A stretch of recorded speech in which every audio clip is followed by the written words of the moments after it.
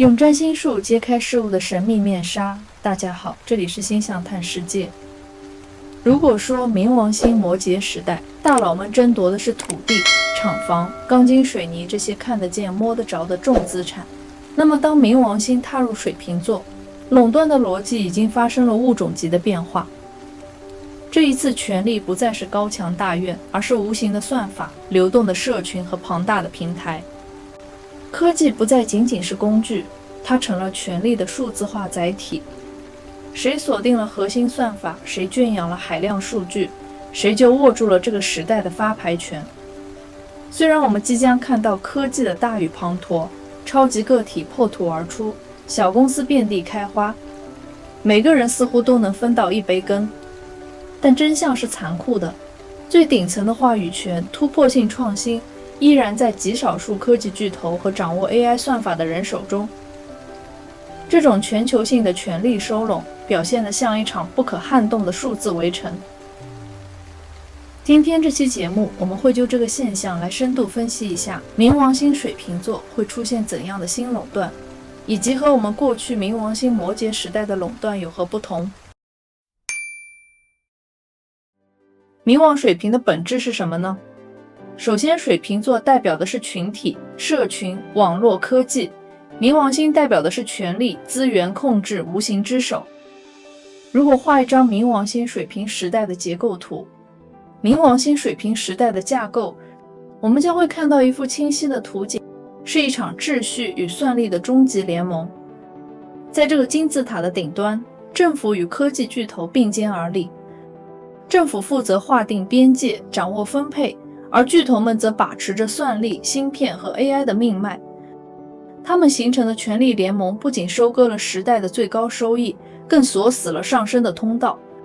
这是一场残酷的技术圈地运动。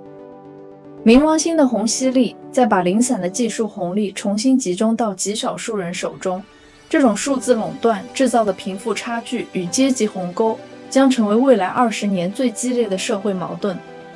对于顶层精英来说，这是属于他们的造物主时刻。他们推动脑机接口、量子网络和 AI 革命，有能力重塑人类文明。但对于普通人而言，规则变得前所未有的刚性。一旦冒犯系统，你甚至没有反抗的机会，直接就被时代的算法优化出局。如果说顶层是造物主，那么中层就是这个时代的高级打工人。这里挤满了社媒巨头、AI 服务商和软件开发者，他们像是生态链里的中转站，利用平台能力编织产品与梦幻，看似风光无限，实则步步惊心。中部虽有一定的自主空间，但本质上是带着镣铐跳舞，因为你的呼吸频率取决于顶层提供的算力多寡与政策风向。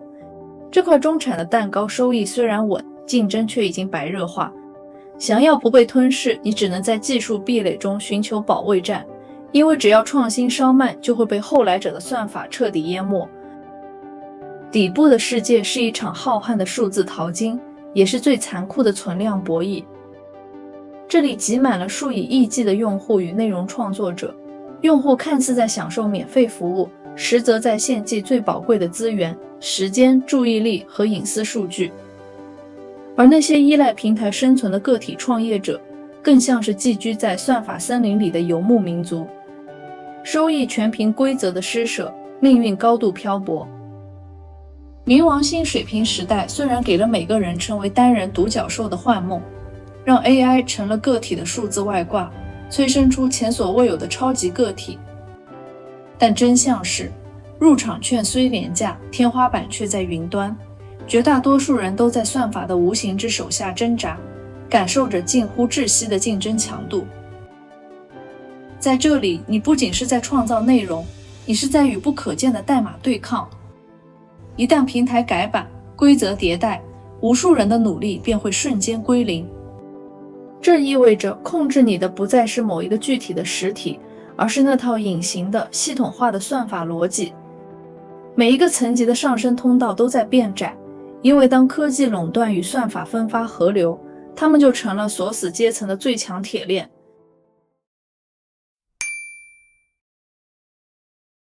我们可能面临的未来是一个极度自由与深度依附并存的奇特景观。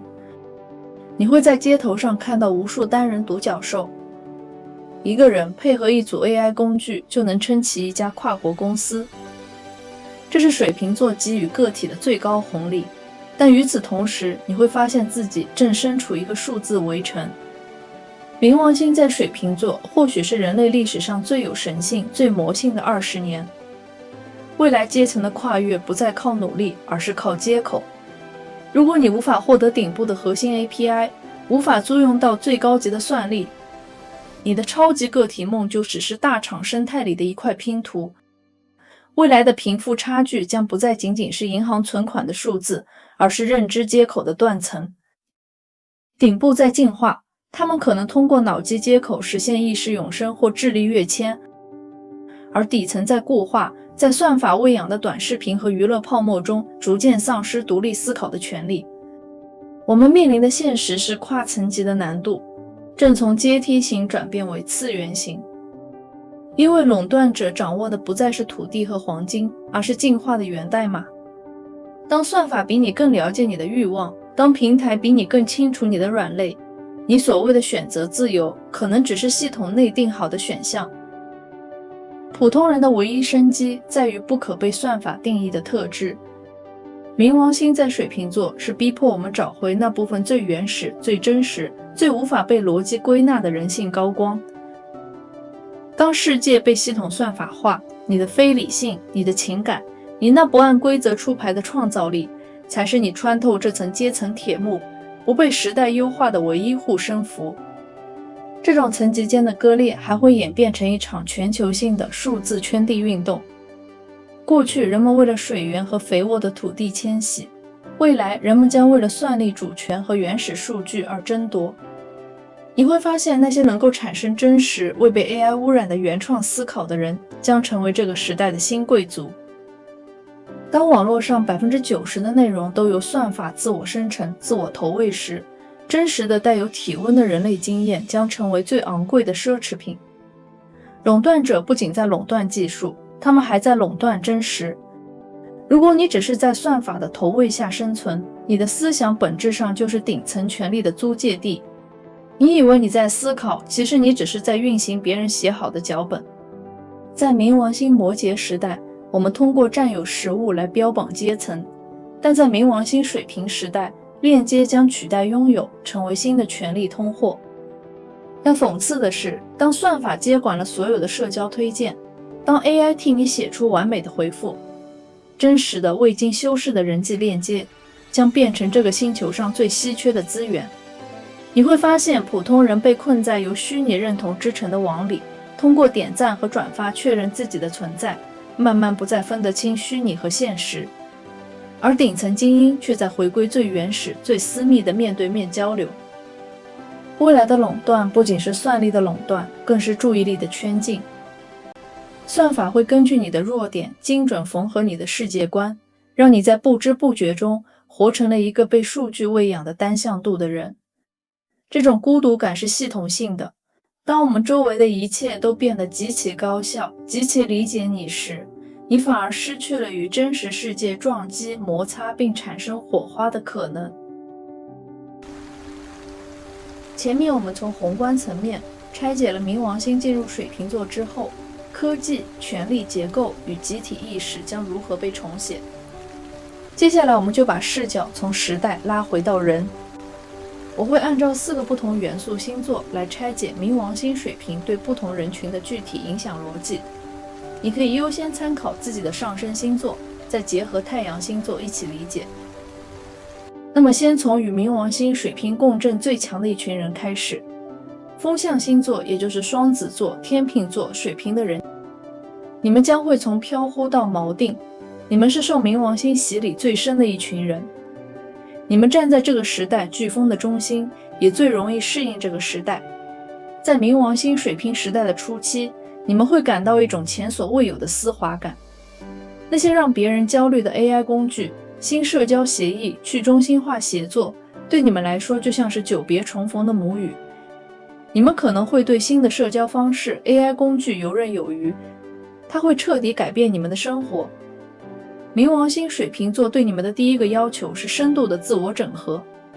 你们需要将那些散落在各处的创意碎片锻造成一套完整的、不可替代的认知逻辑。别再做那个只会在朋友圈转发资讯，在群聊里搬运观点的人。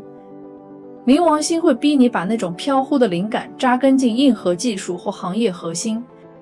你必须要在某一个领域挖出属于自己的深井。别再做信息的搬运工，要做系统的架构师。如果你们能克服浮躁，最有可能成为那个掌控算法、制定逻辑的顶层参与者。接下去，火象星座，包括白羊座、狮子座、射手座的人群，你们将会从个人到链接。在算法垄断的冰冷时代，个人英雄主义正在失效。火象星座的直觉和爆发力需要寻找社群的土壤。在冥王星水瓶时代，如果你还试图孤军奋战，你很快就会发现自己是在对抗一整套冰冷的无孔不入的算法矩阵。一个人的血肉之躯永远无法战胜迭代万次的逻辑代码。你们的战场在人的链接上，利用你们的表达欲去点燃社群，成为意见领袖或组织核心。在 AI 取代逻辑的时代，那种热烈的、极具感染力的生命能量是算法永远无法模拟的稀缺资源。你需要拒绝孤勇，将爆发力转化为链接力。这个时代的竞争逻辑已经从谁更强变成了谁能让更多人聚集在一起。你的战场不在于技术的深度，而在于人性的热度。AI 可以为你计算出最高效的方案，但它永远无法煽动人心。然后是水象星座，巨蟹座、天蝎座、双鱼座的人群。你们会从敏感到觉醒，你们最先感受到的可能是潜意识层面的入侵。算法会通过精准的投喂，试图接管你们的意念和情感。你们的生存逻辑是保护好你们的精神防火墙。水象星座最容易被数字算法渗透，但也最具备看穿幻象的能力。算法比你更了解你的泪点，比你更清楚你的恐惧。它正通过每一个精准的推流，试图接管你的意念。如果你不主动觉醒，你的潜意识会被大数据彻底格式化。你以为你的悲伤是真实的，其实那是算法计算后的结果。你以为你的欲望是自发的，其实那是系统投喂的幻象。保护好你的精神纯粹，你们必须学会定期从数字世界中撤退，去感受土地、溪流和真实的触碰，防止灵魂被数字化、零件化。在这个万物皆逻辑的时代，你们深邃的直觉与同理心是穿透科技垄断最锐利的武器。最后，土象星座，也就是金牛座、处女座、摩羯座，你需要从焦虑到驾驭。你们是对物质崩塌最敏感的人，要做这个新时代最能笑到最后的人。在冥王星摩羯时代的末尾，你们可能感受到了一种前所未有的动摇。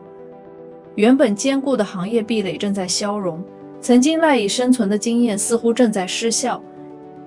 这种对失控的恐惧，本质上是因为你们太尊重旧有的秩序。但在冥王星水瓶时代，你们要完成的最重要的心智跃迁，就是放下对土地的执念，拿起对工具的支配权。面对水瓶时代的秩序更迭，你们或许会有最深的事业焦虑，但请记住，科技垄断对别人是高墙，对你们而言只是更先进的铲子。别去纠结 AI 会不会取代你，去研究 AI 怎么为你赚钱。你们的长处在于落地与变现。无论顶层如何重塑规则，世界永远需要闭环的商业模式。对于天生擅长资源整合的土象星座来说，科技只是更先进的铲子，算法只是更高效的劳动力。你们要做的不是去和机器赛跑，而是站在高处指挥机器去跑。利用你们对结构、流程和细节的变态掌控欲，去驯服这些工具。把科技当成工具，去改良你的事业路径。你们依然是这个星球上最稳固的获益者。以上就是本期内容的分析了。如果你觉得这期内容对你有启发，别忘了一键3连，在评论区留下你的感受。我们下期再见。